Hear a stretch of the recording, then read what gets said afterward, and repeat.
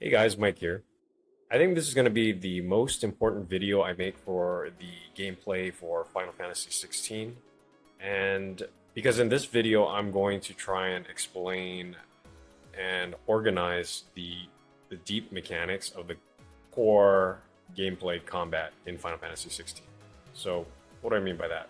Okay, so as you guys know, Final Fantasy 16 revolves heavily around the icon abilities, right? You unlock all these abilities in the game, and you only have six that you can use in a combat instance, right? So the when you're playing in the first playthrough, the game is pretty easy. You can use whatever you want, whatever you feel like, and you'll beat the game. No problem. It's really not that hard. But when you get to Final Fantasy mode and I think the final difficulty is Ultimatum mode. You really have to start understanding the deep combat mechanics, and that's what I aim to do in this video. And it all stems from this right here. All right, so how you should look at the icon abilities in Final Fantasy is that you should try to identify different properties associated with every ability.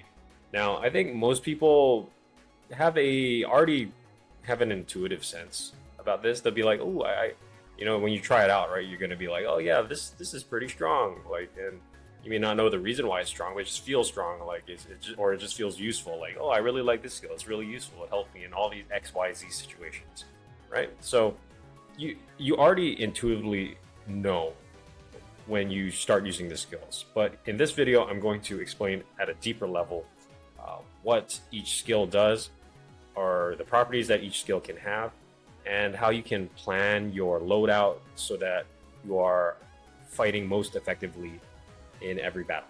All right, so here is the list that I came up with of the different properties that a icon ability can have. Right, so we have single target, multi-target, AoE, dot or damage over time / turret, stagger focus, damage focused, hit generator, resource generator, utility, ranged uptime, parry, block, movement, gap closer. Okay, I'm going to explain what each of these things are. But the first thing I wanted to point out is that a skill can have multiple properties. That is, just because something does damage, it's not the only thing it does. It has different properties. It can be like a damage focused ability, but also a hit generator, or damage focused, but it's also a parry, right? Or you can have like a dot turret that is also a hit generator because it hits lots of times, right? So you can see there's all the skills are unique in that they have a combination of these properties that make them unique. It's it's the reason you're going to use one of these icon abilities over another one, because they're slightly different. They're not all exactly the same, right? And it's because of these properties. All right, so what are these properties? So single target, it's pretty obvious, for bosses. For a single enemy, only hits a single enemy. Multi-target, pretty obvious, hits multiple enemies. Now, multi-target, it can actually hit enemies in various ways, right? Not all multi-target abilities work the same way. For example, like I forget the skill. I think Bahamut's turret ability, where like kind of shoots like these orbs, and these orbs kind of hit the different enemies. It's not really an AoE, right? Where you can have some multi-target abilities be more like an AoE, where it's like it hits in a circle around you, right? So multi-target is more of a general term that it can hit multiple units. All right. So AoE is pretty self-explanatory. You have like an area of effect around your feet or something, hits enemies nearby, something to that effect. Dot on turret, like I said earlier, dot is duration over time. Turret is the reason I put / turret is because it's not, it is duration over time, but they can kind of appear they mostly appear in the form of a turret, where it's like some sort of like you just activate it and then that attack goes off on its own and starts attacking the enemy, right? And in effect, because it keeps attacking the enemy, it's still a duration over time. So it's however you want to think of it. That's just how I think of it. Stagger focus, that means it does a lot of stagger damage. Damage focus just does a lot of HP damage. Obviously very important if you're trying to deplete the enemy's HP down to 0. Hit generator. Okay, hit generator is basically a move that hits plenty of times. And the reason you want this is because when the enemy is staggered, there's basically a damage multiplier that starts at like 1.05, and you want to build that up to 1.5 times damage for maximum damage. And the only way to do that effectively is to hit the enemy tons of times really quickly. And that's what a hit generator is. It hits the enemy tons of times. And you also find like some moves, when you upgrade them, it increases the number of hits that it does. So that's another way you can get more hit generation on an icon ability. Resource generator. Okay, resource generator is basically a move that builds resources. So what are resources? So resources are like gauge, for certain abilities, for different abilities. For example, like Odin's skill with I forget what it's called, the Japanese one, Tetsakumen or something. It's basically the whole goal of that ability is to build gauge up to level 5, and that's the resource you're trying to build. Is that Tetsakumen gauge?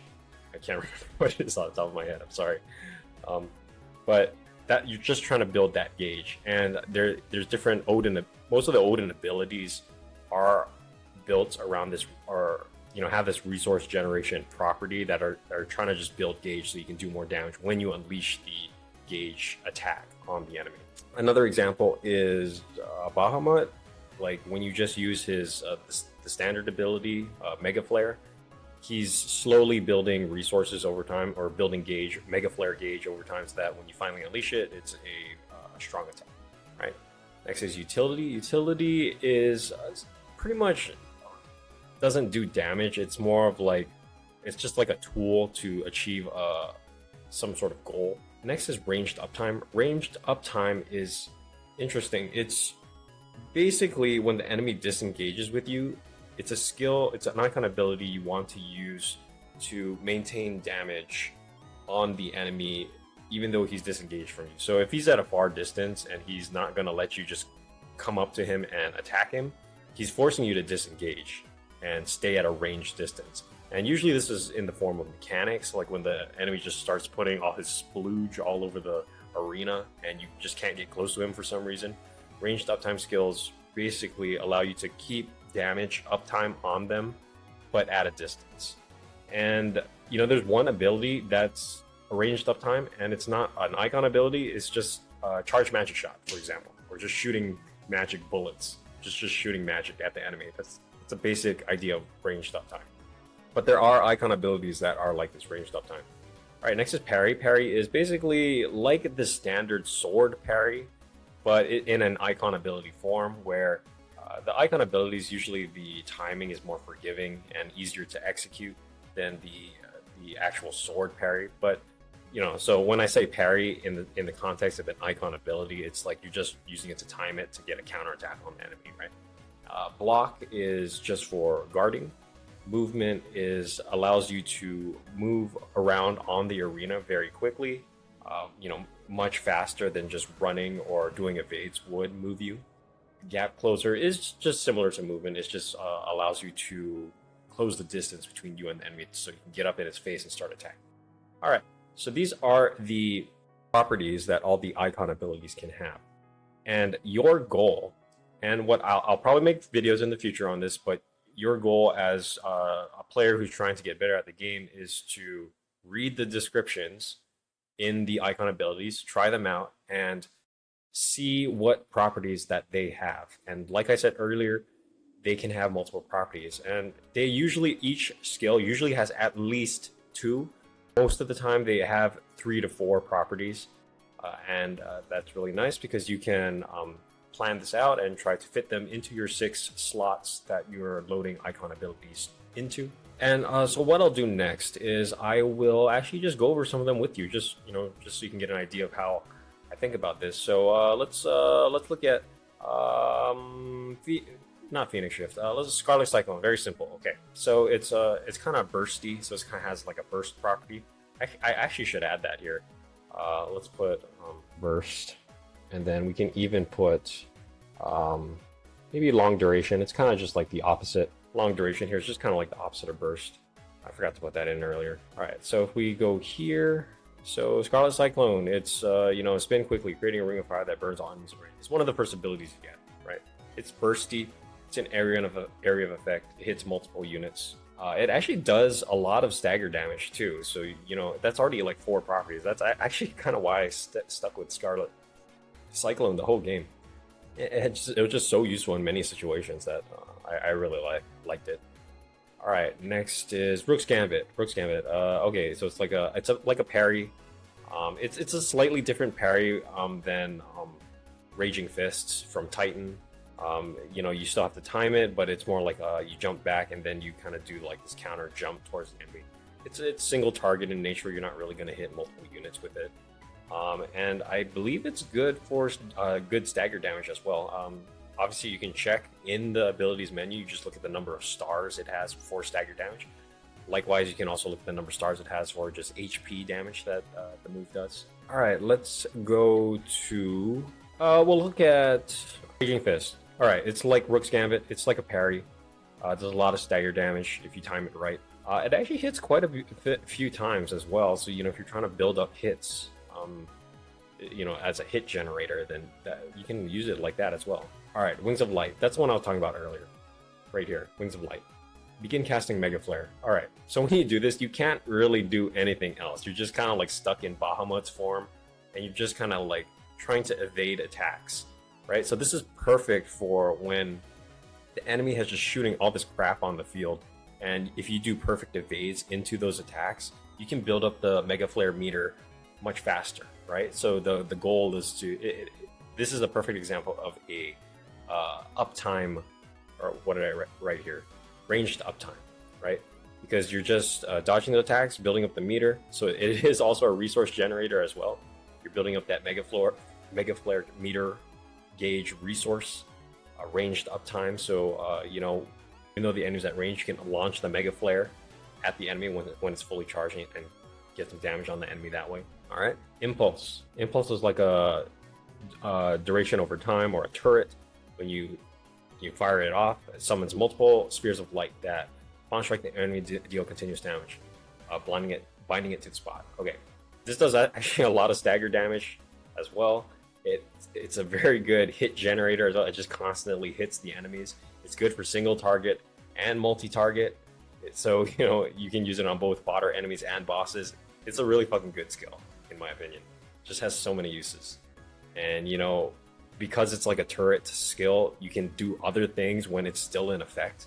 So you can essentially multitask when this thing is fired off. A really good skill. And then we can let's go to some of the Odin skills. There's a lot of Odin skills, especially Gungnir. It's actually it hits a lot, but it is a long duration skill. You have to make sure the enemy is not going to attack you back, or it's like staggered, or at least 50% staggered, so that when you fire it off, the enemy just doesn't counterattack you. So it is long duration, and that's actually kind of a downside to it. It is there to build resources. It's a resource generator to build the Zantetsuken gauge, and it actually doesn't do that much damage. So the whole goal with this is to build Zantetsuken gauge, and you'll find that's the same with a lot of these Odin skills. Rift Slip is a good example of a utility skill. It says used to recover immediately from any ability or action. And that's all the skills, and that's all the examples that I want to give so far. So, you can just go ahead, take this list right here, and go and analyze the skills. And I think a good idea is to create a build or a loadout that covers all your bases. So, if you just made skills that are just dots and turrets, you might be struggling. Like, you would immediately improve your build if you say you threw in like a parry ability like Raging Fist or Rook's Gambit in there, just like for a defensive / counterattack option, right? So, I find a good build will cover every single property that will make you much more effective for all sorts of situations in whatever the game throws at you. And I'm sure there are, you can come up with like focus builds that are more focused on certain things. For example, resource generation, where the whole goal of the build / loadout is focused around that resource generation to land those big juicy attacks when you unleash like those ultimate attacks. So anyways, And that's pretty much it for this video. Let me know what you guys think in the comments, and thanks for watching.